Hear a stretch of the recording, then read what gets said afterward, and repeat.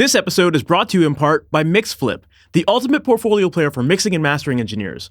Learn more at mixflip.io and use the promo code MYM to save $5 off your first paid month. Hey, welcome to the Master Your Mix podcast. My name is Mike Indovina, and thanks for hanging out with me today.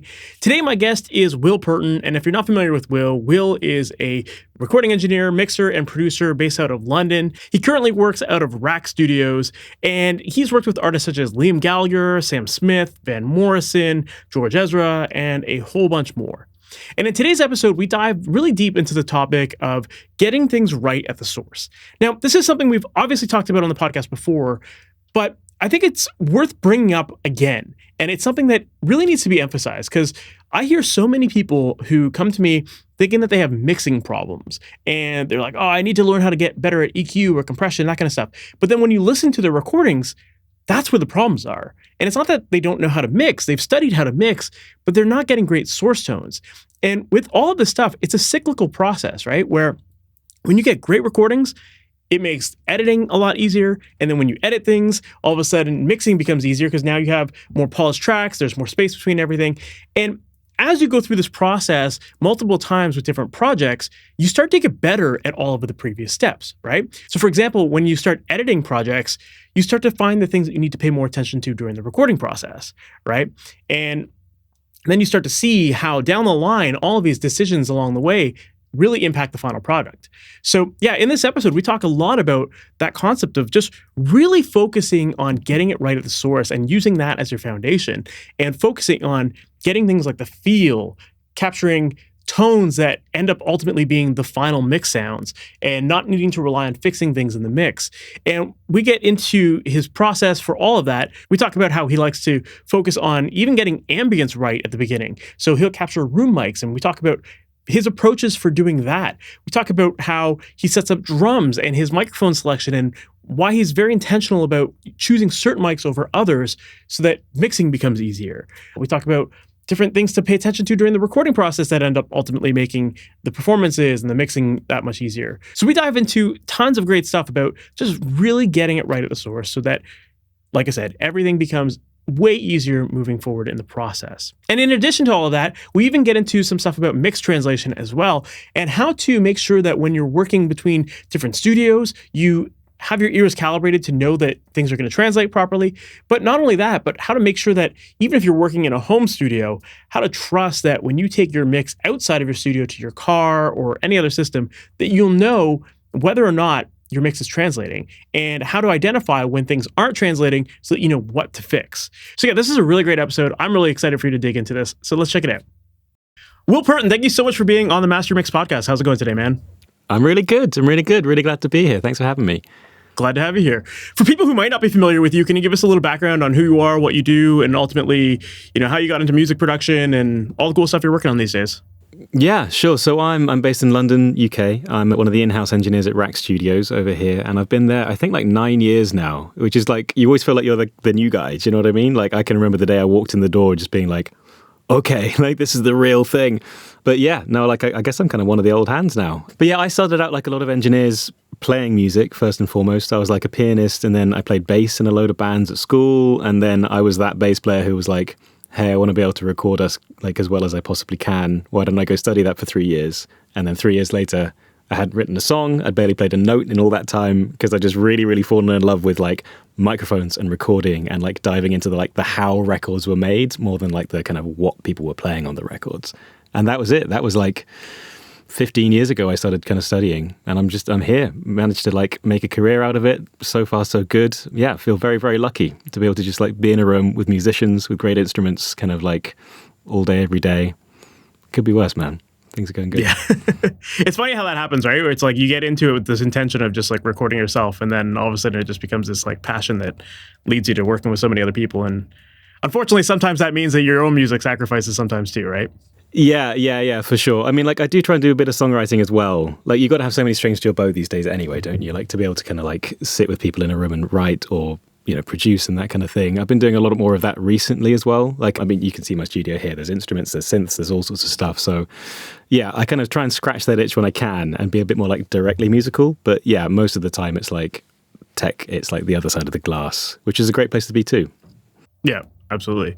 Well, you mentioned working at RAK Studios, and obviously that's a very well-known studios. Lots of amazing artists have come through there. Like, how did you go from like learning this to ultimately ending up there?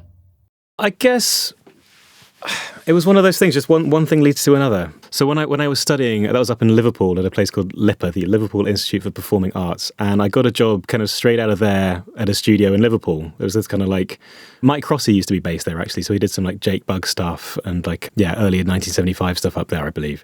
And I started there just after Mike had left. So it was me and this new engineer, we were kind of starting things out, like literally like tearing up the floorboards and like putting together a studio like directly, not just putting gear in nice places, like literally building the studio. And I was there for like 2 years or so, moved back down to London. I'm from here originally, so I was kind of living at home for a couple of years and just started working in kind of small studios. There's a place called Miloko. They got a load of studios around London. It's like they're more of like a studio management company, I guess, but I was like one of their roving assistants for a long time. And then, built up from their small studios to their bigger studios. I had a friend who went on to work at RAK. They introduced me, started off at the kind of bottom of the pile there and eventually worked my way up to kind of being one of the kind of engineers. So it was just kind of like a long, hard process, I guess, but just like anything in life, you just put one foot in front of the other, right? And if you're doing the right things, I guess, and with a good attitude and prepared to work hard and be really dedicated, eventually things will work out. But I guess because people ask me a lot, how do you start out? What should I be doing if I'm like just out of university, or maybe even if I didn't study, but I want to get into working in studios? And the answer is like, well, I mean, nobody knows. You just got to try stuff and see what works for you. But I think just dedication and just keeping on knocking at it and not getting knocked down, not getting knocked back. You just got to keep sending emails, keep seeing people, keep trying. And eventually, if it's meant to happen, it'll happen. But it can take a depressingly long time sometimes, can't it? Of course, yeah. But hey, I mean, it's all part of the journey, right? And everyone kind of finds their own way in, right? You'd mentioned that you've been now at RAK for about 9 years.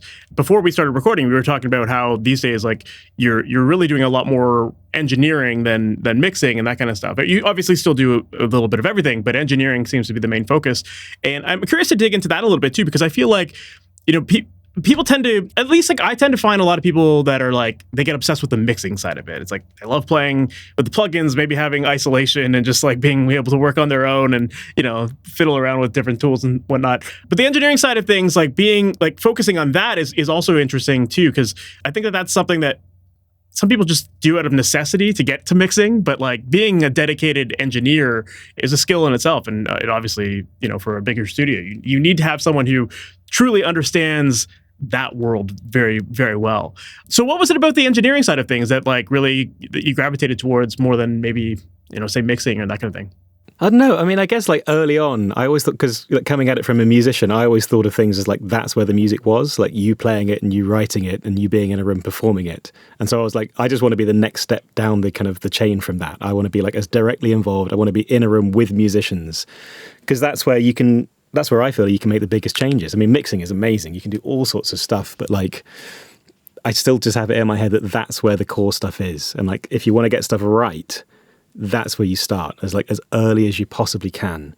And like, it might be that, sure, you swap out microphones, you swap out preamps, you do all that kind of stuff. Like, it makes differences, but not nearly as much difference as like getting someone to like play a bit softer. Maybe that's what it needed really, if you needed more low end in something, or like moving a mic, or changing a drum skin, or like tuning it slightly differently. Like, those are the really big differences. And that's like the kind of stuff that whatever happens down the chain from there, you're kind of stuck with. So I'm a big, big believer in just like, you just got to get it right. Like, it's taking an hour or half an hour to fine tune something in the room with people and then just record it. It will save you like 5 hours later. Do you know what I mean? It's just like, it's time paid forward like 100 times over. And also it's fun because like you just get to work with the people. You're actually there. You can vibe with them. If it was a great take, you can get excited about it. You can see how exciting the differences that you're making as an engineer make to them. Like, if a band comes in and listens to like what you're doing in a room and it just feels like what they did, but just so much more exciting or whatever, that's just really like really gratifying. Like, you get that kind of like immediate feedback on like if you did a good job or not. So that it's just what always has excited me. I really, really love that. I used to do a bit of live sound, which is a similar thing, right? You're in the room with the people, you're miking stuff up and it's coming out the speakers directly. But like, honestly, that always just scared the shit out of me. Like, I hate that. But like being in a studio, really getting into details and just being able to help people craft things from like the raw ingredients, like to me, that's just where it's at. That always just really excited me. And I guess I just got really lucky that I kind of got the chance to do that. I mean, yeah, like mixing is almost something that I'm having to learn kind of like later in my career. Like the technical stuff, it's all, you know, we all learn that, I guess, at college if we went to college, or kind of you can find that stuff out online, and that's great. But yeah, I guess I'm kind of like, as my career goes on, working my way down the processing chain, like of kind of in a room with musicians, compressors, microphones, that kind of stuff. And now I'm just like getting a bit of a better understanding and a bit more of a handle, I feel like, on like how to process that and present it to like a listener in stereo or in spatial or whatever. So yeah, it's interesting hearing you say that a lot of people think it's that the mixing is kind of first and then you engineer as like a necessity and then maybe get into that later. But I guess that also is like a symptom of just like what it is now. So many people are recording themselves and they just need mixers. Yeah, I think that what it is that like, you know, most people are getting into it as musicians themselves. And so they kind of see the mixing as like the end stage where it's like their music can finally be done. So they're just so excited to get to that point where it can finally be done, you know, and so they will rush through some stages to get to mixing. But I think that, you know, everything you mentioned there is absolutely true, where it's like, you know, the recording stage is so critical to everything else down the line. And if you don't get that right, then you're just working against yourself and you're making yourself work way harder, and it's going to take longer to fix things, and if you can fix them at all. And so I would say that in your case, having really put a lot of energy into getting solid recordings and understanding the nuances between all the little things that can drastically improve a recording, I would say that you getting into mixing later is probably to your advantage, because now you're starting with amazing source material that makes mixing a lot easier. Whereas if you're rushing through that process, then yeah, mixing, you might think that you're like not a good mixer and that like, you know, you need to improve that. But really, maybe it's just you got to go back to the basics and record things better, and then all of a sudden your mixes become better, and maybe you do actually know what you're doing in mixing, right?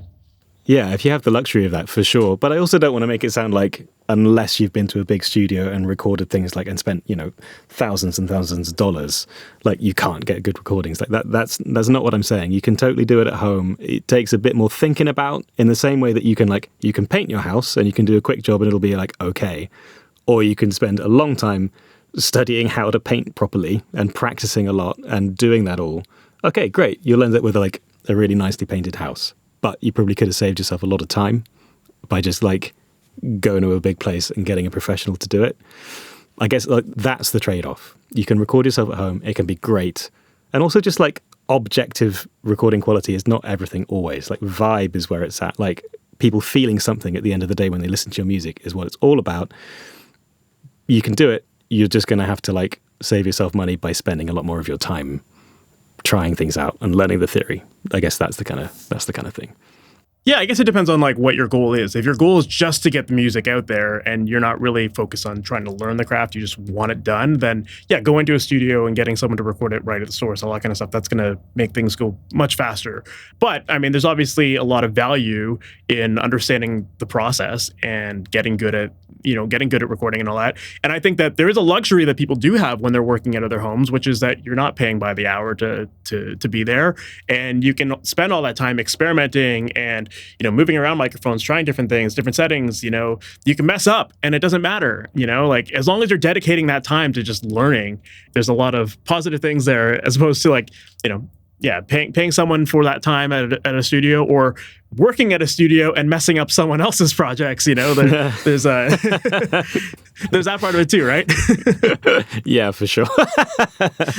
I mean, oh man, can I tell you like the most like pressure I've ever felt in a studio? I want to tell you about like an email I got one day. This was like December, like 2 or 3 years ago, and it's like a pretty dead period, at least here in the UK. Like, studios are pretty quiet from like just before Christmas to like kind of midway through January. And it was like right in that period. And I got this email and the subject line is Abbey Road. And you're like, huh, okay. I open it up. It's from this guy called Dave Charles. Really, really cool guy. Never met him before. Email completely out of the blue. Hi, Will. This is going to sound like a real humble brag, I realize now. I'm going to tell the story anyway. Like, hi, Will. I'm recording an album at Abbey Road Studio 2 starting like next week. My engineer just dropped out. We're doing like an all-live band. We're in there for 3 weeks. We're recording to tape. Someone sent me your email. Can you please do it? And I'm just like, oh my God. like, this is the best thing ever. But equally, like, how much pressure? Like, this guy saved up all his money for literally 5 years. Like, every spare cent he had, he saved to put towards this project. Like, paying session musicians, paying for the studio time. Like, and then you're there in the control room, kind of like with all of that under your fingers, like, just trying desperately not to mess it up. Do you know, like, oh my God. And it all came off really well, I'm glad to say, but like, fuck me, I was sat up there just like sweating. Because, you know, if it doesn't sound good, it's not the room, it's not the microphones, it's you.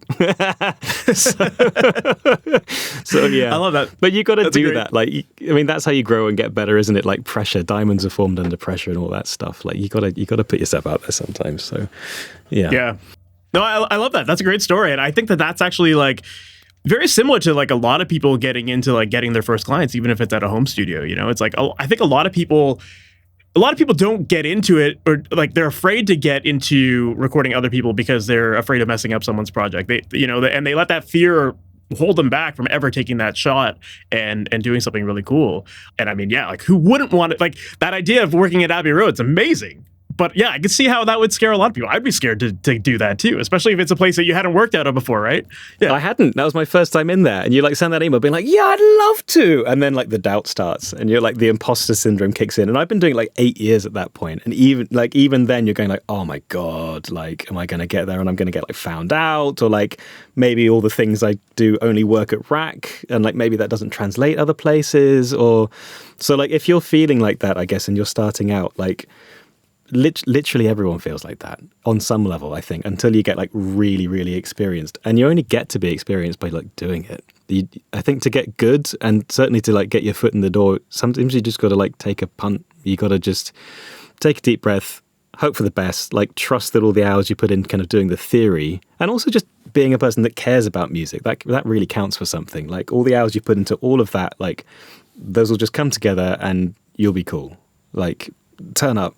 Like, no one likes a bullshitter, but like, if you're going to turn up and just like do your level best to do a really, really good job for people, then like, you just got to do that, and it will probably go really well, and that might be a thing that leads on to more work, and like, so yeah, eventually you just got to take the shot.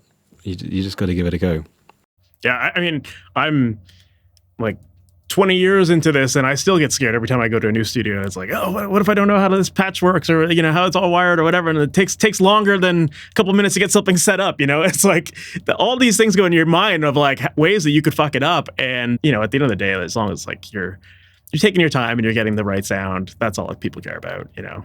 And just, I think being honest with yourself and with your clients as well. Like if you don't know something, be honest with them about it, and you know it's not gonna work against you. It's gonna work against you more if you fuck it up than you being like, hey, I need an extra couple minutes here to figure this out. You know? Yeah, exactly that. Hey, real quick, just want to take a second to tell you all about our awesome podcast sponsor, MixFlip. If you are a mixing or mastering engineer looking to stand out, you need MixFlip, the interactive portfolio player that's built to help you get more clients. With MixFlip, visitors can flip between a rough mix and your final mix or master in real time, allowing them to hear the transformation that you bring to the projects you work on. Plus, create traditional lossless players and mobile optimized landing pages that are perfect for your social bio. Start winning more clients for free today at mixflip.io. And when you're ready to upgrade, use promo code MYM to save $5 on a premium plan. Well, speaking of engineering, one of the things that I wanted to dig into with you is that I know that one thing that you're pretty passionate about is recording with ambience and capturing ambience. And you're working out at some great studios. Obviously, like RAK is amazing. And if you're working out at Abbey Road, that's going to be a pretty nice sounding room there too. Like, I'm curious to dig into capturing ambience in the recording stage, because I think that a lot of people tend to focus more on just close miking techniques. And I'm just kind of curious, like, you know, why is ambience such an important part of your sound at the source? Yeah, I guess like, when I started out, I guess is kind of where this all kind of comes from. Like, I was always very like, because used to play a lot of jazz, and I always had this thing of like, you know, I'd be like white gloves on, like the sound is like sacred. You have to capture the sound exactly. And like, obviously, if you spot mic something, that's not really what it sounds like at all. Like, it can, to me, spot miking is all about like doing a job in a mix. Like, you need punch from something, or you need a bit of like, proximity effect for a bit of boost in the low end and a bit of kind of like larger than lifeness. Okay, it'll tick those boxes for you, but like in terms of getting something actually sounding like it did in the room, you've got to like head back and you've got to capture a bit of kind of something else that's going on. And that's quite apart from the fact that like ambient sounds, you can capture them clean and they can just make something sound more natural. They kind of can take off that little thing that your ears do when you're hearing, you hear like a mono source just like pan somewhere and it always feels a little bit just anemic and a bit small. You can just use ambience really subtly, just to widen it out just a little bit, just to give like a little halo of something around the sound. And your ears will go, oh, great, I'm in a room now. I know exactly what's going on. And I can just relax and have an easier time just enjoying the music. You can do it to do just like a subtle job like that. Or you can, as we all know, just like smash drum room mics and get like more groove and more fun and more grit out of it. So like they're just such a versatile thing to take, I guess. But yeah, like in terms of recording it, like, honestly, anything will do. I'll often put up like a load of different options and just pick what sounds best. I'd love to say like, here's this one technique that always works, but it doesn't always. Even if you are in the same room and like, even as an in-house engineer, or I get to work in like one place almost all the time, which is a great quality space with great equipment. Sometimes the usual things don't always work. You just got to try. Maybe it's a different drummer that day, or just the air in the room is different that day, or like one particular mic is not working that well today. Like, yeah, if you've got the luxury of trying a load of things out, that's what I do. But like I'll tend to have some Omni mics because they just sound like way more natural. Like, and rather than doing what I used to do, which is like space them like really, really far apart, like in different corners of the room or something like that, I really got into just having them like 2 or 3 feet apart. Because I have this thing of like, the further away they are, the more wide your artificial stereo image is going to be. But you go to a point and it kind of breaks down. The illusion isn't there anymore. And you've basically got 2 mono mics just picking up completely different things, which you're panning left and right. And that's a bit of a different thing. You could put any mics up and do that if you wanted to. But if you're trying to capture like a nice stereo actual picture of what's going on, like about 1 meter distant is kind of like as far as you can go really before things start just becoming really dissociated and really kind of, I don't know, like I say, just 2 mono mics doing completely different things. You'll be into territory where like 2 different room modes are being picked up, and maybe kick drum is really loud in this mic, but snare drum is really loud on this mic. So like when the drummer's playing, it's all like all over the place. So yeah, I can just keep things really, really, really, really tight, really close together, and just kind of space that array kind of like closer or further away from like a drum kit or whatever I'm recording. If you need more ambience, you can put them behind like baffles, something like that. But yeah, like any Omni mics, whether those are dynamics, like valve mics, like, I mean, we've got M50s at RAK, so I tend to use those if I can, but that's only because I got them. Like if I didn't have those, I'd use whatever, like 4-on-4s, like anything really. And yeah, I just find that like, that gives you like a really nice tight image. So if you're going to get into really heavy compression, your drums or whatever you're recording will still sound like it's all panned the same. It won't start getting into weird kind of soupy, lopsided territory. But again, like, even if you're just going to like treat those really naturally and barely do anything to them and just tuck them up gently in the mix to just get over that like fourth wall break, I'm listening to a recording versus I'm just enjoying a recording kind of thing that your brain does. Yeah, it can be really, really useful. So I tend to record those on almost everything I'm recording. If it's acoustic music, obviously, if it's like a pop vocal for like a really heavily processed kind of like track, then maybe that doesn't matter so much. But for acoustic recording, it can be really, really helpful to just have that tiny little bit of realism that you can just bring in to just help out just a little bit. Yeah. So it sounds like you're using room mics on like multiple instruments. It's not just like drum rooms, that kind of thing. Yeah. Yeah, and it's not so much to like make everything sound like it's in the same room. Like I used to do that a lot when I was starting out. Like you'd always send everything to the same reverb, so it just had this kind of like shared sonic character. It's actually less about that and more about just getting over that unbelievability factor of just like when you listen to mono mic'd things all mixed together, it all kind of can sound quite small, and your brain's going, that's weird. That acoustic guitar sounds like it should be quite close to my ear because the mic was that far away from a guitar, but it's distant and it's over there. If you just bring in some ambience as well, it kind of it makes my brain just switch off that little kind of question in the back of your head and just go like, great, cool, I get it. Here's the context. And also that's a good way to just, if you want to set something back, just bring up actual recordings of ambience just does such a better job of just tucking something into the kind of the mid or the background of your mix than trying to do that with like, even like nice convolution reverbs kind of after the fact. There's always just this thing where it doesn't quite sound right. So if you are in a nice room and you have got the luxury of doing that with channel count and everything, like, yeah, it's a cool thing to play around with. Absolutely. But I think that the way that you described your technique of having the mics close to each other, that's actually a really great thing, even for people that are working out of their home studios, because when you're in a nice studio, you tend to get a pretty consistent room no matter where you are in the room. But in a home studio where everything's going to be very inconsistent from one corner to the next, having the mics closer to each other is going to eliminate all of those other issues that you were talking about, where your left and right mics are going to sound totally different from each other. You're going to get more of a uniform room sound when they're close to each other there. So for sure, because they'll probably be in the same like room mode roughly. So like if there's any frequencies that are being boosted or cut, like at least it's consistent across both of them. So it won't be like tugging to the right or to the left. Like if you were recording a piano like that, like some notes might be really loud in one ear or the other. And I just hate that. I find that really distracting. So yeah, you kind of get around a lot of that stuff, but you still get like a nice width and yeah, just like a nice kind of pleasing kind of picture of that instrument. As far as like using those ambient mics, like I know that you're also a big fan of committing to sounds on the way in. So are you committing those room mics to like the dry sound as well and just, making that like what you end up with in a mix? Or are you committing like a bunch of different close mics together and then leaving the room mics separate so that in the mix you have that adjustment? Yeah, I'll generally take my ambience kind of separately. I mean, if you are working on tape, then yeah, you maybe want to kind of punch those down to like a stereo thing. But no, like when I'm committing sounds, because I do think that makes a big difference too. That's more like choosing one mic over another. Like I tend not to multi-mic things now. The guitar cabs I do, sometimes acoustic guitars I do, but it's just that old adage of the more mics you have up on something, the more phase problems you're going to run into, whether they're like as aligned as you can get them on like one source, or if that's lots of mics on a drum kit or a piano or whatever, the more you add, the more it's going to boost some things but take away other things. And maybe that's just a headache you don't need, even if you've got like auto align 2 or whatever kind of.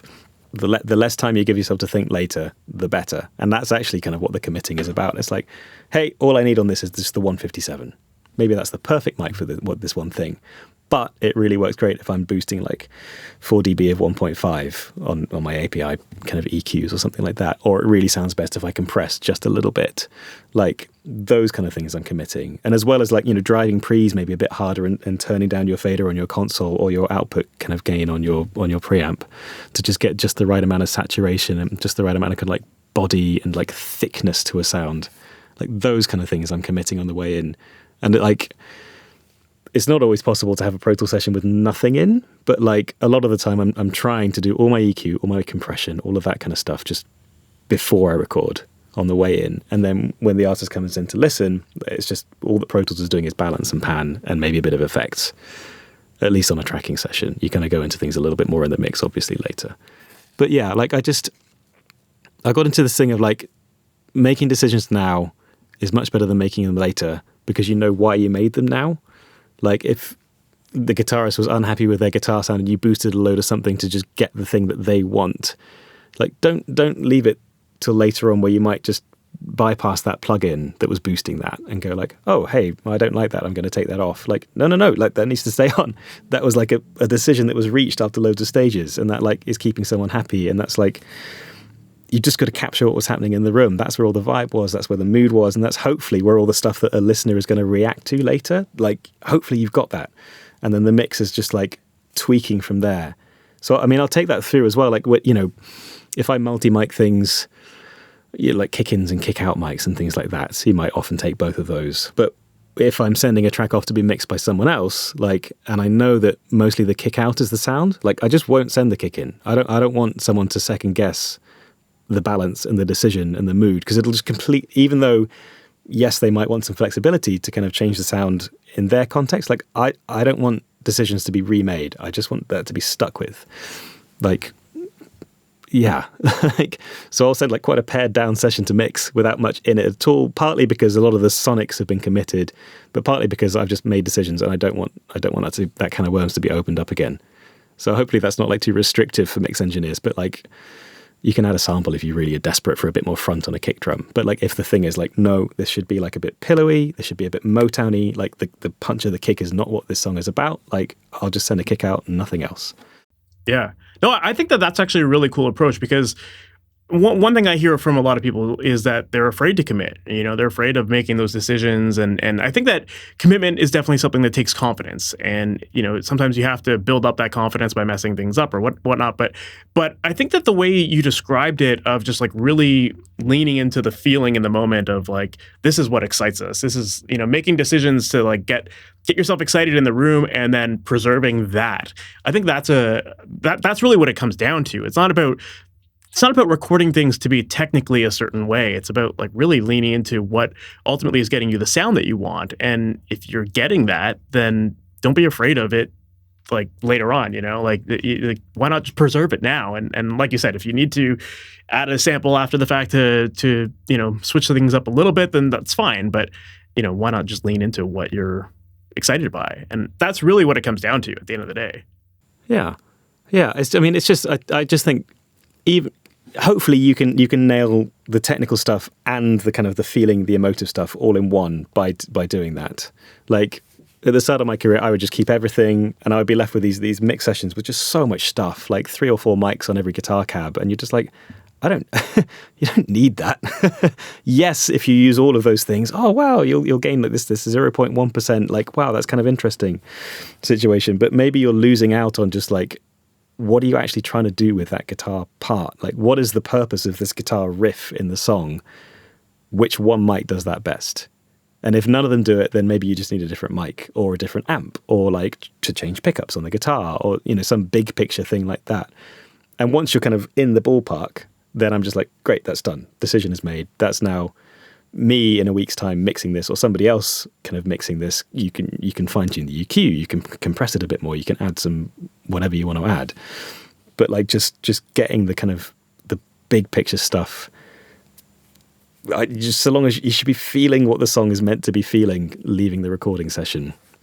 And then if you've done a good enough job kind of like capturing everything, then great. That's like 80% of the thing done. It's just now just giving that a mix and presenting it the correct way, hitting your loudness targets and stuff like that.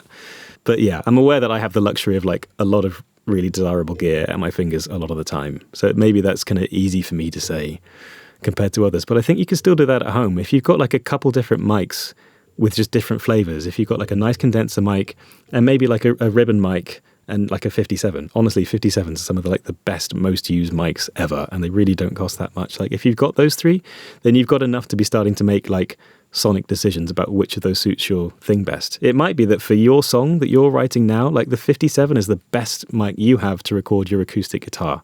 Like maybe it wants to sound a bit janky, maybe it wants to sound a bit compressed. It's not always about just recording the thing like as cleanly and as truthfully as possible. It's about getting it to feel the way that part is meant to feel in your song. And by choosing that over like a KM184 or whatever condenser mic you might choose instead, like you've already made a big step in like how that's going to feel once it's mixed. And you've saved somebody a lot of time trying to get it sounding characterful later on. You've done it. It was as easy as that, just making one decision then, and you've saved like minutes of thinking time later. And unpickability. That's the worst thing. If you can send off a song to be mixed and it comes back sounding like just completely different, like perfectly nice, but different, like then all that time was kind of wasted. So that's why I'm committing things. Like I don't want people to think about anything. I want a mix engineer to open up a session and maybe there's only 20 tracks, but they're like, I see exactly what the mood is. I see exactly what the vibe should be. This should be clean, this should be punchy, or this should be like really dirty and a bit mushy. Like I don't want anyone to guess. I just want them to go like, I got you. I'm going to take it that extra like 30% now. Absolutely. Yeah, I think when you're getting started, like a lot of people tend to think that there is like a single way of recording things properly, and then mixing, you do the same thing. And then like mixing often ends up becoming the situation where you're like trying to fix it in the mix. You didn't get the right sounds at the source, and now you got to fix it in the mix, where it's like a great engineer does it right at the source so that there's no fixing in the mix. It's just the mix is almost already there because of the source tones that you've got.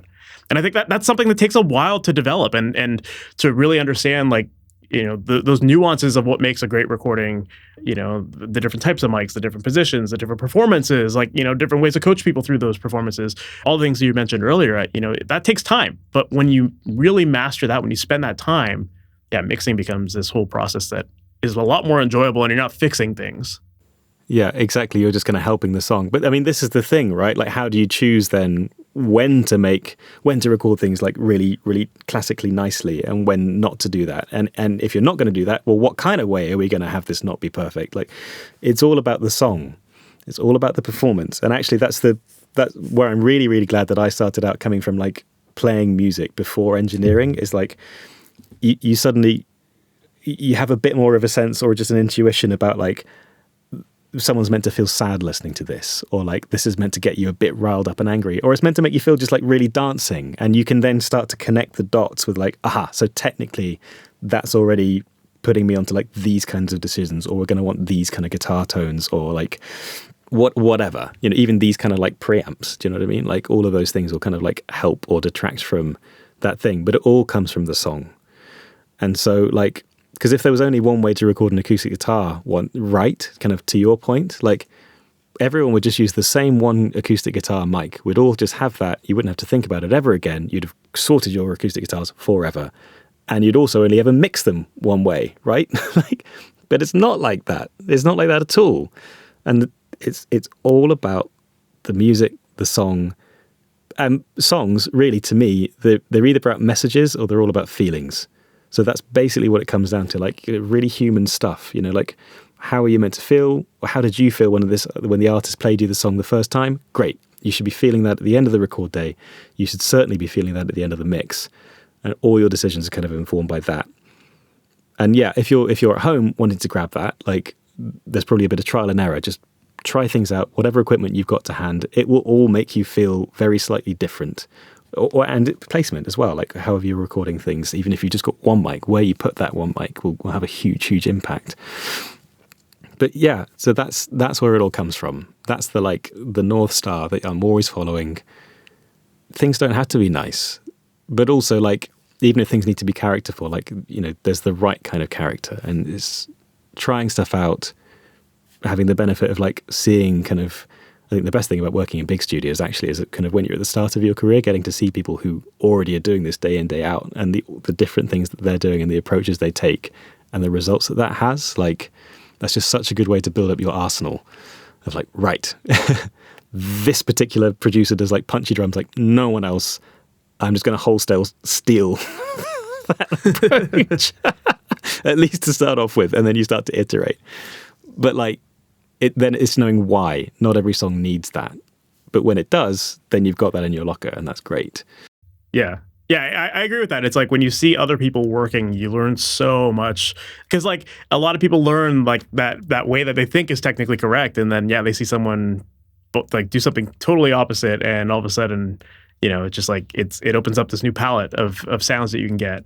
I remember, you know, like I went to audio college and they would always talk about like, oh, don't clip your mics and that kind of stuff. And then the first day I was at a studio, I saw someone like cranking an Eve pre, and it was just so distorted and dirty, and it sounded awesome. And I was like, what? Like, we can do this? But it doesn't mean that I'm going to constantly distort the mic every single time. But it's like knowing like, okay, there was a conscious decision here being made about, you know, why we're distorting it and what kind of effect we're going for, that kind of thing. But it just became this new thing where I'm like, okay, cool. That's in my back pocket. If I ever needed that, I can do it again. It gives you permission. Yes, you got to know the rules to know how to break them. But like, once you've got that framework, you can kind of take it and run with it. I did this session, actually this has happened a couple of times now. There's this TV show called Name That Tune. And I think it's on in the US actually. It's like I think it's a Fox thing. But the deal is it's a quiz show. All the questions are snippets of music. And you've got to go, oh, hey, that's the Four Tops. That's whoever. That's the Beach Boys. And rather than have the band play live, here's me lifting the cover off the trade secret. All of that stuff is now pre-recorded.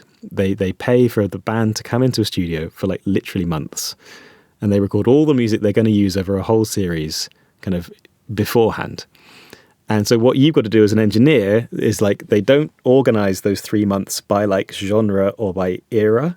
You'll do like a Beach Boys song in the morning, and then it'll be like Ariana Grande straight away right next, and then it'll be something from some like pristine yacht rock, you know, right up next after that. And so you're flitting between all these different styles and sounds and approaches to recording. It is so good for ear training. Like, man, like by the time you come to the end of that, you can not only listen to a song and go like, instead of you'd listen to it and be like, oh, that sounds like a guitar. You're like, no, that's a Strat. That's position 4. That's like going into like a JC20 or whatever.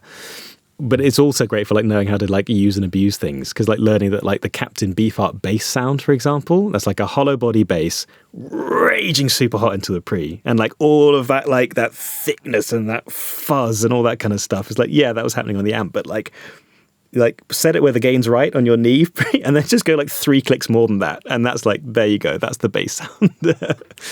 So yeah, a lot of it's, I don't know, yeah, it's just so good for like having quick access to all those different sounds. I was doing an album with a guy recently which is very like yacht rock, and just being like, yeah, like now I know how to get that, like, because we've tried that a million times, like here's the things that they just do to get that, and we can just, again, it's in the locker, you can just kind of like try it out and get straight there without having to do much like trial and error. Yeah, I think that's actually a good point to bring up too, which is like that idea of getting outside of your bubble sometimes and just experimenting with different styles of music, and not being afraid to experiment and, you know, step outside of your world, because you're going to learn something new. And that's going to open up your eyes for something that you can do in a later mix. Like I remember like for me working on a lot of rock music, like I'm not afraid of distortion. And then I remember I got thrown on some hip hop sessions, and like then I would distort vocals because I loved the sound of it in rock recordings. And all the hip hop guys were like, "What the fuck are you doing? Like that sounds weird." But then they listen in the context of the mix and be like, "Oh yeah, this sounds cool," you know. It works, you know. but those are the things, like you just have to kind of sometimes go outside of your comfort zone and try different things and see what works, and you can fuse different sounds together, and sometimes you get these happy connections that just work, right? Yeah, for sure. Or if you see people doing a certain thing in a different genre all the time, and you're like, well, why are they doing that? Because like whenever I work in this other genre, that's not what they're going for at all.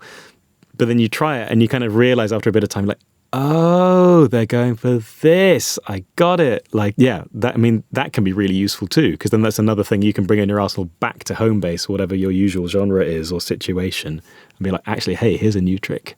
Like the whole ambience, not spacing things too far apart from each other. Like I went really deep on classical recording for a while. I was doing some work with Max Richter. He's got his own studio up in Oxfordshire. Yeah, and just like going really, really deep into like the old traditional ways of doing things, like physics-based recording, rather than just like, we'll put this thing up wherever it sounds fun. And that's a thing. Like if you've got Omni mics, you just don't put them too far away from each other, because there's a point where the whole stereo field breaks, and you're trying to create this illusion of some actual stereo capturing roughly what it would have been like if you were there in the room. Like it's you've got to get out your comfort zone. You've got to learn stuff. And also just like dive deep into the tech side of things as well. Like, you know, we're called engineers. A lot of the time we're really just there kind of like capturing moods and capturing, you know, the vibe and the emotion of something. But like, you know, if you know that the big difference between this preamp and this preamp is like the transformer, say, and then therefore they're going to like distort in different ways or saturate, or one's not going to give you the transient response of the other, something like that. Like that's all, the more you can be doing that and just have that like as just second nature, kind of the better, because that's when you get really quick at things. Just like, yeah, 100% done. I got that. Let's focus on the music now. Yeah, I think there's probably more important things than like a preamp selection in the beginning, you know, like focusing on the technique and the actual mics and all that stuff. But then like as you start to understand that concept, then you move on to the next thing, and I find that you start to get a little bit more granular with your learning, and like then it all of a sudden starts to click in new ways, you know. So yeah, as far as like that hierarchy of the signal chain, I think obviously the performance is going to be the biggest thing, and then, you know, going down the road from there, right? And your instrument and your mics and all that kind of stuff. Yeah, you can literally follow it down just the signal chain. That's basically the order of importance to like where to focus your attention. Like, yeah, like you say, the most important thing is the performance. Next, it might be like, well, what guitar are they using, instead of like, you know, just any guitar will do. What strings, what pickup, whatever. And then it's like, what mic, where, what preamp, like all these things are making like smaller and smaller differences. But like once you've kind of maxed out one thing, then it's the next smaller decision down the line that's kind of your bottleneck. And so you just got to keep going down that rabbit hole all the way through to like what converters you're using, and then like what mix treatment you're using. Yeah, absolutely. The things that make like 0.2 of a difference, but when you understand it, why not lean into it, right? When you're butting against that, then that's the next thing to maximize, to get the most out of, for sure. Absolutely. Well, to tie into some of the ambient stuff that we've been talking about, like one of the first things that I think of when I hear the word like room, or when I hear room mics as a word, I immediately gravitate towards thinking about drums. And, obviously room mics play a big part in the drum sound, but another big element of the drum sounds is the overheads and capturing, not just the sound of a microphone right up against a snare or whatnot. And I was curious to dig into, I noticed that you put up a YouTube video recently where you were talking about your approach to overheads. And one of the things that caught my attention was that you actually recommended that people use dark sounding mics when it comes to overheads. And I was curious to dig into that a little bit and see if you can explain why you like to do that, because I think a lot of people associate cymbals as being top end. And so they think that they need a bright microphone to get that top end. So as far as going with a darker microphone, what's your reasoning for doing that? I guess it's kind of like maybe a question of like digital recording, right? Like we have no problem capturing high end like really well in digital, like, and often what they'll do with cheap microphones when manufacturers are making them, they'll build in this kind of like high bump because it just makes things sound like initially quite impressive and initially like, oh, really detailed. And maybe that'll start to mask other things that are going on with that mic that it's not quite doing right. And so often if you put up those mics on overheads, I find anyway, and if you've got quite bright cymbals especially, it's like things just get really harsh really quickly. And you're kind of into territory where like I often find I would be having to cut that high end like any way that I can. And I think there's just a subjective thing where like you can't necessarily tell listening to a sound like how it's been EQ'd, but there's just this subconscious, like if you've been cutting a lot of frequencies or something, it kind of just sits back a bit, or it is a bit less impressive and involving. Whereas if you take a darker sound and boost high end, that is just kind of like a more pleasant place to be. And especially because you can then choose, your EQ that you're using, because they're not all created equal. Like some of them are really harsh and cutting in the high end. Like, the Maag Airband, for example, is like really, really brash. But like something like a Pultec or like a Manly, some kind of passive EQ, and it doesn't have to be the real thing. Like plugins will do this too. Like we'll just bring that up in a really like sweet way. And I personally find myself like for drum overheads really preferring the sound of like cymbal detail brought up from a dark starting place with like ribbon mics on your overheads, but like brought up really sweetly where you can really tailor that detail and kind of like come up, like, when you're tuning a guitar string, it sounds better if you tune up from under. It's kind of like, I guess, kind of like that. Whereas if you're like trying to tune down from above, it doesn't kind of sit properly in tune. It's almost like if I'm having to cut high end out of really bright mics, I just end up at like a less pleasing finish point to me. Yeah. So it's kind of that, I guess. Yeah, so do you think that it's just because, like, with the dark sounding mic, you don't have that detail there, so when you're boosting, it's kind of boosting all the other stuff around what would normally be harsh? I guess so, but I think the detail often is there. Like, unless there's something wrong with your mic and there's literally, like, not recording something, like, even ribbon mics, they're picking it up. They're just picking it up less. So you're just boosting it up, and rather than relying on the high end of how the mic sounded, and there are some mics which sound really, really beautiful in the high end, but maybe too boosted for some things. Like you're then relying on your EQ, which is something you can choose after the fact to just get exactly the right kind of tonality in how that is boosted and exactly where that's being boosted. Because it's not like ribbon mics, if they're working properly, they're definitely recording that stuff, but it's just like attenuated a little bit. So I guess that's the thing. It's not adding detail that wasn't there. It's kind of just finessing the detail that's there, but a bit tucked. More enhancement as opposed to like correction or something like that. Yeah, exactly. Mm-hmm. So then with your decision to go with darker mics, do you have a preference for cymbal selection then at that point? I mean, I kind of leave that up to the drummer, really. I'll take like a bit of a big pick because I wasn't a drummer starting out. Like guitars, I'll go in on because I know it and I came up with that. Whereas like drums, I'll know big picture stuff like that's too brash, or like actually we need, when you hit the bell on that ride, it needs to be a bit more defined. Like stuff like that, I can contribute and I will just say that rather than like, hey, you should be, why don't we try Zildjian Ks or Zildjian whatevers?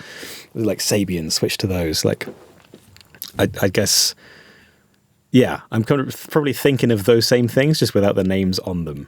So yeah, I'm just thinking like, listener perspective, like I need to feel a bit more clarity. I need to feel a bit more washiness or brashness from the cymbal, whatever it happens to be.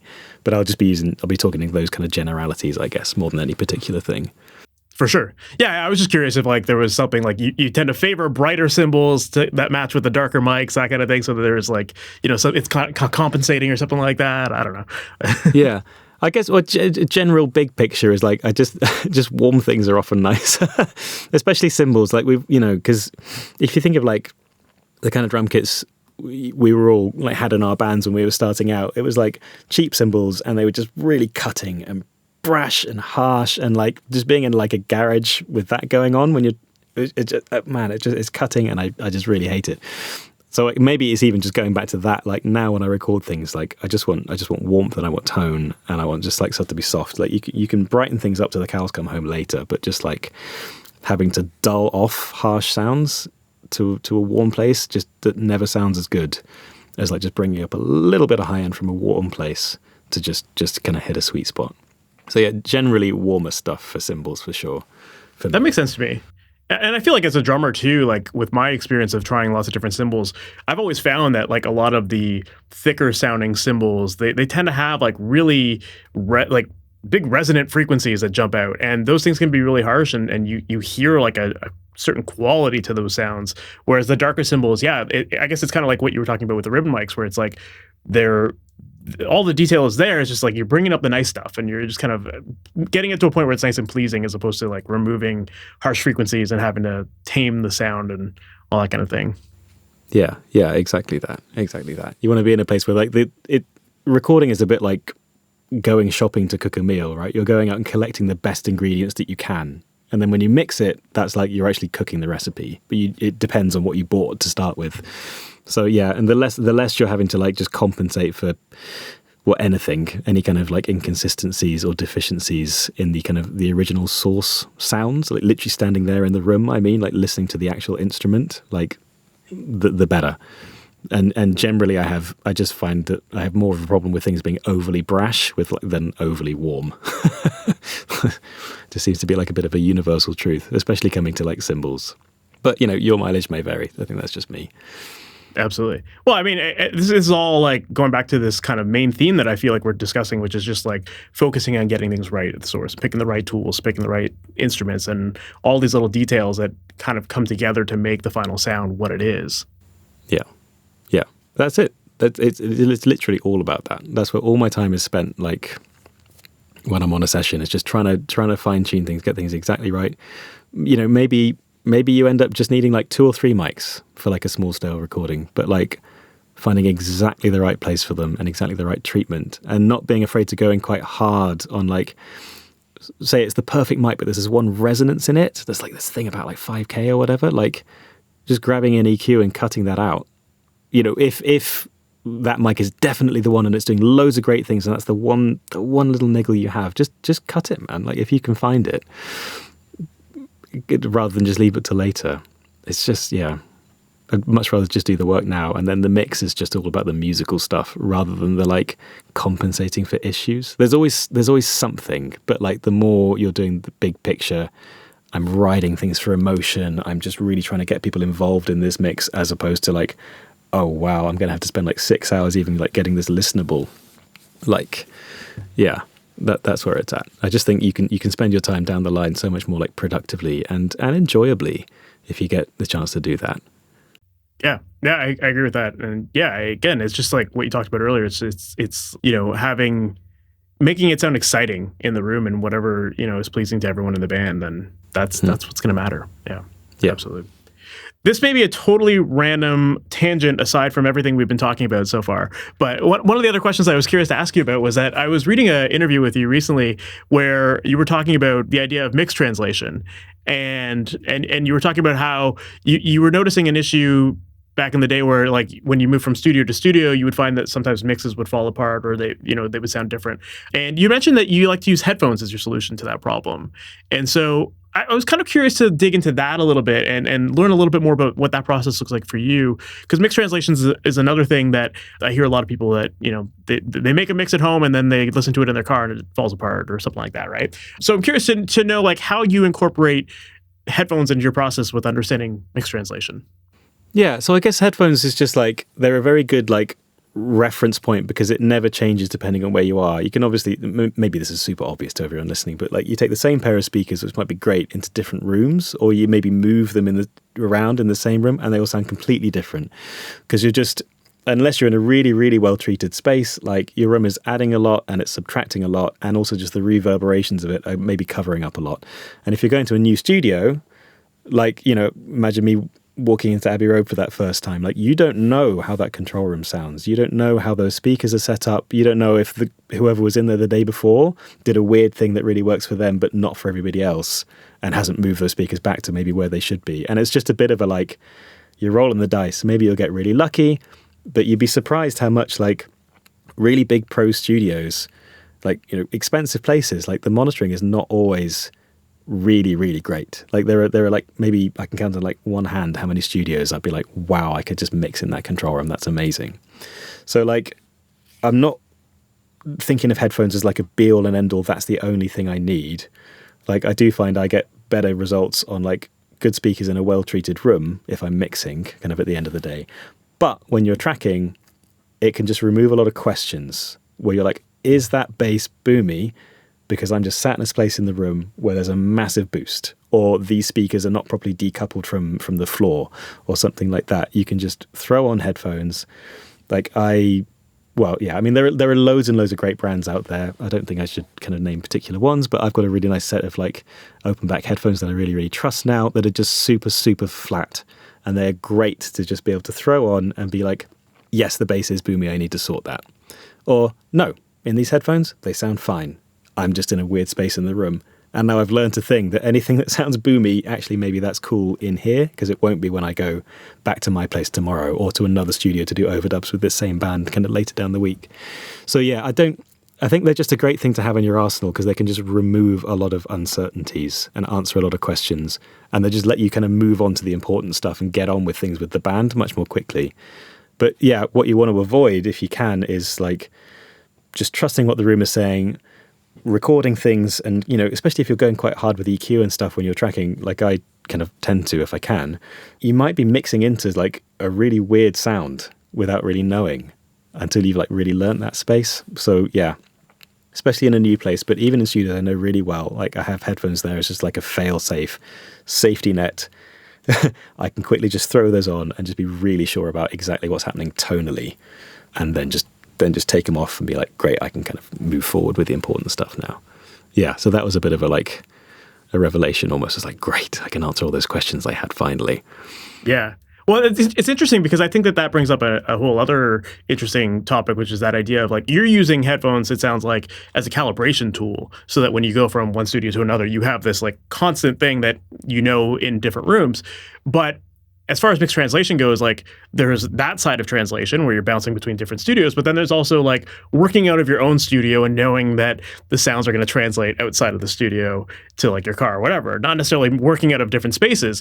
And I think in that case there, it's like, whether you're on headphones or you're on monitors, if you're still working on the same source, the same monitoring system, like I guess ultimately it becomes an issue of just like learning whatever it is, your headphones or your monitors really, really well, so that you know what that sounds like, and then trusting that and that's maybe a whole other process in just like learning speakers, right? Yeah, I feel like that's the main thing, really. Like I guess mixed translation, I mean, I'm still kind of learning on that road as well, but I'm finding I get better results when, on the one hand, the room I'm mixing in I know really, really well.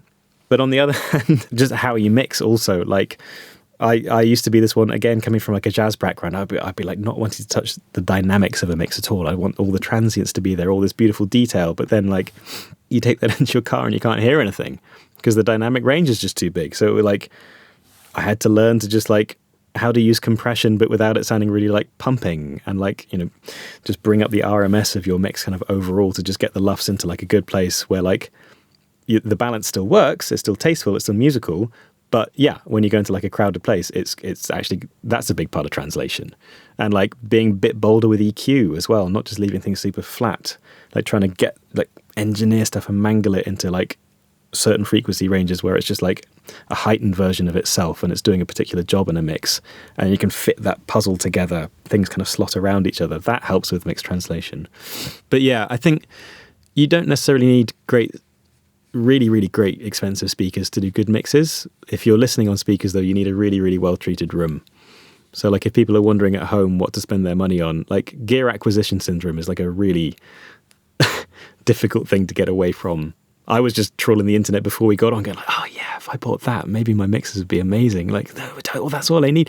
That's not true. Like, what you need is a good pair of ears and like some knowledge of how to use the equipment you've got to do a good job. But then you need not to be having anything like hidden from your ears, and that's all to do with like, you know, all these look at how many like panels we got on the wall, both of us, like in our studios. Like, you've got to just get your room working for you, and that's actually not too expensive to do. Like, that's a much better place to spend your money than on like much bigger, much more expensive speakers. Like, yes, not all speakers do everything for everyone. Not all speakers go down to like 30 hertz so you can really hear what's happening in the low end, but like, I bet your room's hiding a lot more than the speaker design is from you if you're just in your bedroom. And then, yeah, that's where headphones come in, because you can just cut all that out and it's just what the sounds are. Yes, you can dig into the tonality. Yes, you open up a bit of difficulty in terms of like kind of balancing things and stereo field and, you know, all of that kind of stuff. But like, at least you kind of have a bit of a baseline, a bit of a kind of safe home to kind of get back to. So, yeah. Yeah. But even if you're adding room treatment to your room, like you still have to learn what that room sounds like with that treatment, right? Like just having treatment alone isn't necessarily the solution. You know, I can think of like recently I was visiting a friend at a mastering studio, and they had these like $100,000 speakers. And I mean, it's cool to say you listen to music on those, right? But like, and it was like this perfectly acoustically treated room, like, you know, designed by like top studio designers, blah, blah, blah. And it took me a while to just like understand the room. You know, it was like, am I hearing things because these speakers are revealing them to me, or am I hearing it because this room has a sound to it? And even just like walking around the room, you hear different sounds in different corners and whatnot. And like, you know, it's so like, I don't think people need to spend a ton of money on room treatment or fancy speakers. That's not my point here. But my point is that like, when it comes to translation, at the end of the day, you still need to learn your speakers. You need to understand what things sound like in your room. You know, you need to take time to learn that. You need to take time to learn your headphones if that's going to be your thing that you're going to bring from studio to studio. So, yeah. So as far as like learning specific sets of speakers or headphones and understanding how they translate outside of the studio, do you have any tips there? I think that's just reference tracks, really. I mean, one thing is like once you know your room's in like a point where like enough of the kind of reflections in the room modes are being like tamed that you can actually listen to what your speakers are trying to tell you, then you're into like, right, learning the speakers territory. And then, yeah, I've got like maybe 10 or 11 reference tracks that all have certain things that now they might not be like perfect sounding. Like one or two of them I'm like, right, this is like an audiophile quality perfect thing. But a lot of them, like, I know what the problems with them are. One of them is Dark Side of the Moon, right? Like some of those recordings, like they're really pristine, the musical stuff comes through clearly, but actually if you listen on really beautiful speakers, like they're quite muffled sounding recordings. And if you really dive in, it's stuff like things on the drum kit, you can hear that like the kick drum is off to one side and the snare drum is off to one side. So I'll be using that record not to be like, here's something perfect. I'm going to try and see if these speakers are perfect or not. I'm trying to see if the speakers can tell me what's not perfect. Like, is it sounding muffled? Is the sax sounding a bit honky? Can I hear exactly where all these drums are placed? And if you can, then you know that they're not hiding anything from you. Whereas if everything kind of sounds fine, then you're a bit like, okay, well then what else aren't you telling me? Or just, I know that I'm not in a very kind of detailed space here. You know, and so I'll have like however many tracks like that. This one should sound bright. This one, the vocal should sound just a touch quiet. This one should be like really warm but detailed. You know, this one, the bass should be just a little bit boomy at like 50 hertz, but nowhere else. So then if the bass is booming out at other frequencies, aha, that's the speakers or that's the room. But it's all just time, really. Yeah, I guess finding records that you think sound really, really great and listening to those in as many different places as you can. And even if you're in the same place, just on your headphones or different headphones, earbuds, in your car, whatever, noticing what's always the same about that mix no matter where you go, like, and then trying to latch onto that. And if you go somewhere else and it doesn't sound like that, well then, if that's like the 9th place you've listened to that record and that's the only time it was different, it's probably something to do with here, whether that's the speakers or the room or just how things are set up.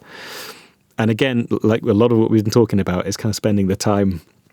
Once you have you have that, you'll have your repertoire of kind of reference tracks, just learning them really, really well, putting in the time, trying to get to as many different studios as you can to just really understand what's happening in them.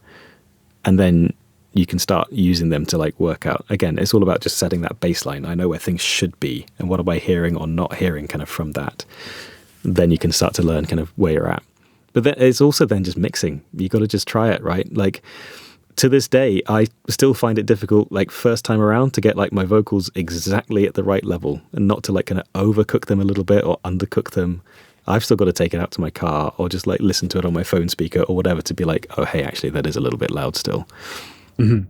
Yeah, it certainly doesn't hurt to have multiple systems to reference to, but you need to understand those different references as well, right? And I think it's what you're saying. It's like listening to different music that you know intimately and understanding what it sounds like on your monitors and then what it sounds like when you bring it to the car and like all those, identifying all the differences between the common sets of speakers that you listen to. If it sounds consistent amongst all those different things, then I think that's the goal there. And if something all of a sudden sticks out one day, then you have a problem in your mix. Yeah. Have you ever had that thing with like, I don't know if you use like 24 Karat Magic, Bruno Mars, like that makes just sound amazing. But it's almost like it sounds too good. Like everywhere you listen to that, it just sounds great. So it kind of doesn't really tell me anything about the system other than like, oh, these are small speakers, so there's not so much actual bass here.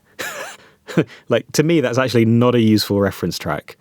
You need to have something where you know what to check out and you know what is either being hidden. It's funny that you mentioned that song because when I was at that mastering studio, we put that song on because like same thing. I was like, that song sounds great everywhere. And I was very underwhelmed when I heard it on these speakers. And it blew my mind. It felt like the bass was super compressed. And I was like, okay, is this the speaker telling me that this is compressed? Or like, you know what I mean? Like, so then we started listening to a lot of other things that I thought were very dynamic. And it was constantly that the low end was a little bit more squished than I thought it was. So like then I was like, okay, now I'm understanding these speakers. I understand what I'm hearing here, And so like it's this exact same thing we're talking about, which is just like having that reference of understanding what it should sound like. And then when you hear that difference on another set of speakers, you're like, okay, like that's something I need to look out for. I guess that's the point here, right? Yeah, and another great thing, actually, I've had this once or twice, like when I did go ahead and buy those open back headphones, like spent quite a lot of money on them, hearing things in records that you know really well for the first time, you're just like, oh, those drums are a loop. There's a click. I can hear the click that wasn't properly crossfaded. I never knew that. Like I was like, right, buying these, done. Because there's just a whole level of detail here that I didn't even know was there. So, yeah. But then it's also like, does that detail matter? Like I also had this luxury of like listening to some like $30,000 speakers, and I remember hearing footsteps that like I had never heard before, and I was like, okay, that's cool that I hear this, but do I need to hear that? Like, yeah, yeah, because it's almost like the more detailed the speakers are. I don't know if you find this as well. Like actually, the harder it is to just get the general glue and consistency. You can hear all the things individually so clearly that it's almost hard to know when the mix is working. Like you're like, well, if a mix on NS10 seems like you can hear all these things individually, then maybe that's not all kind of working together in a good way yet. But on speakers like we've got PMC 6s in here, which are just like they're beautiful, so good. But like, yeah, it's really hard to just do the big picture, like kind of overall working together thing on them sometimes. For detail, they're just like phenomenal. Yeah, I love that. Not an advert. It's true. Other speakers exist. Yeah. That's what I'm liking in here in this context for me and my ears. So yeah, absolutely. Well, I mean, yeah, at the end of the day, I think that it's like when you get more experience with this stuff, unfortunately you start looking at more expensive equipment and lusting after more expensive stuff. And then at the end of the day, even if you had that stuff, you still have to learn how to use it. It doesn't all of a sudden make everything click, and I think that's just going back to this translation thing. It's like you just need to understand the gear that you have better and how to make the most of what you have. Once you get that, I think you could do that at a more affordable level, and you're gonna that once you understand it, even with cheaper gear, it's gonna make such a massive improvement as you move on to like other tools. Yeah, because buying a thing because you know you had a problem with something that you've got, you spent years with it and it never did a thing, and you identified that, and you're buying in like an intentional way, like that's a lot better than just spraying and praying. Like, I'm going to buy that and hope for the best because it's more expensive. It must be better. Like, well, it's not always, because it's just so subjective. And you're right. These things are tools, so it's how you use them that makes the difference, not just the fact that they cost you a lot of money, which is not what you would hear from like, you know, all the marketing emails you get. You know what I mean? Like, buy this, it'll solve your problems forever. It's like, it's not that. You just got to spend time, like everything in life, right? That's kind of like a universal truth. You just got to put in the hours, learn it. And yeah, if it's still not doing a thing for you, then is the time to upgrade. But at least you've exhausted all the options, and you've developed your ears to a point where you're actually going to get the benefit from that, I guess, as well. Mm-hmm. Yeah. And I'd much rather be an engineer who gets good results with cheap gear than poor results with expensive gear and a lot of debt, you know? Yeah. Well, that's the thing. It's just not all about the money. And again, like, you know, I work in nice studios, and, you know, look at me here with all these synths and things like that. Like, it's not about how much money, no one gives a crap about how much money you spent on stuff. They just care if it makes them feel good or not. And that goes for your clients as much as it does for the listener at the end of the thing. They just want to feel the way the song's meant to make them feel. And like, you don't need, you know, tens of thousands of dollars worth of microphones to do that. You just need whatever was the best thing that you had available to you at that time. So, yeah. Absolutely. Well, I think that's a perfect spot to start to wrap things up. If people want to learn more about you, maybe even work with you, like, what's the best way for them to do that? Oh, sure. Well, I mean, you can find me on Instagram. I'm just Will Purton on there. And I've got a website, willpurton.com. And I've also got a YouTube channel now, which is quite a new thing for me. But like, we're just kind of diving into recording techniques and gear reviews and analyzing kind of classic recordings, that kind of thing. That's Will Talks Recording on YouTube. So any of those, you can get involved. Awesome. Lots of good stuff on there too, from what I've seen as well. So yeah, definitely check it out. Awesome. Will, thank you again for doing this. I really appreciate it. And yeah, it's been awesome to learn more about your process and way of doing things. And yeah, I think there's a lot of great stuff that people can take from this episode. So thank you again. Oh man, thanks very much, Mike. And thanks everyone for tuning in as well. Like, yeah, really good to just like chat gear, man. Great to hang out. Love it. So that was my episode with Will Purton, and I really enjoyed that. What I really liked about it was just that theme of being very intentional with your decisions throughout the entire process and paying attention to all of the little details that go into it. You know, we talked a lot about that idea of the signal flow hierarchy and thinking about every little factor that is part of your signal chain, from the musician to their instrument to, you know, if it's their guitar, to the strings, to the picks, to the cables, to the amps, like all of these little ingredients that make up the final puzzle. And when you pay attention to all of those things, and when you analyze how each little detail can make a big impact, and how ultimately it can either make the process easier in the end or actually work against you if you're glossing over these details. So I really appreciated Will's perspective of, like, you know, learning these details and how to go about training yourself to hear some of these little differences, but also just the more overarching thing, which is just like focusing on getting things right at the source, and then that just making your life a lot easier moving forward. And that's something that time and time again I see with all of my coaching students, where when we really focus on getting the right source tone, starting with the right samples, the right drum kits and skins and strings and all that stuff, when you really focus on those little details, man, mixing becomes so much easier, because now you're working with better tracks. You know, like, I've even heard people complain that, like, oh, so-and-so big mixer must have it easy because all the tracks that they work on were recorded in professional studios, or that Sound Pro were on the way in. So, you know, it's easier. It's like, yeah, so why not just do that for yourself? You know what I mean? That's the idea here, is that you shouldn't just chalk it up to like, oh, you know, my room is what it is. It's like, no, spend the time to get the most out of your room. Choose the right equipment, all that kind of stuff. So, yeah, I think that that's just kind of the really big lesson to take from this episode, is focus on every little bit of the puzzle and make sure you got the right ingredients. And when you do, things become so much easier, and you get better sounds as a result of it. Don't compromise with this stuff. Just be very intentional with every decision. So yeah, I'm really grateful that Will came on here and that we had that discussion, because it's worth reiterating. It's something that I feel a lot of people gloss over. So yeah, definitely worth covering again, and really appreciate Will taking the time to talk about that with us today. Now, if you need help with this process, if you're not sure of like what you could be doing, or maybe more importantly, like, what are your blind spots? What are the things that you're missing out on? And you need someone that can listen to your tracks and help identify those gaps in your process, and then walk you through how to solve those issues and give you a repeatable beginning to end process for producing your tracks and getting pro results at the source, and then ultimately editing them and then mixing them to sound great. If you want one-on-one help with that process, I'd love to help you out. And inside of my Amplitude coaching program, that's exactly what I do. I work with my students to help identify where their gaps are, and then we focus on mastering those processes processes and filling in those gaps to make sure that ultimately you're getting sounds that you hear in your head to come out of your speakers. So if you're interested in learning more about this program and you want one-on-one help, make sure to check out masteryourmix.com/amplitude. And then on that page, there's a button where you can press to apply for the program. And I'd love to hop on a call with you. I'd love to give you a demo of the program, show you what it's all about, and to ultimately see how I can best help you. And if it seems like you'd be a good fit, then I'd love to invite you into the program. I only work with people who I truly believe I can help. So if you're interested, make sure to check out masteryourmix.com/amplitude. And then with that said, we've reached the end of this episode. So thank you so much. And I can't wait to chat with you in the next one. We'll talk soon. Take care. Thanks for listening to the Master Your Mix podcast. Please make sure to subscribe on your favorite podcast app and leave a review. If you have any questions or comments for the podcast, send an email to questions@masteryourmix.com. And for more information on how to create pro recordings from your home studio, visit masteryourmix.com.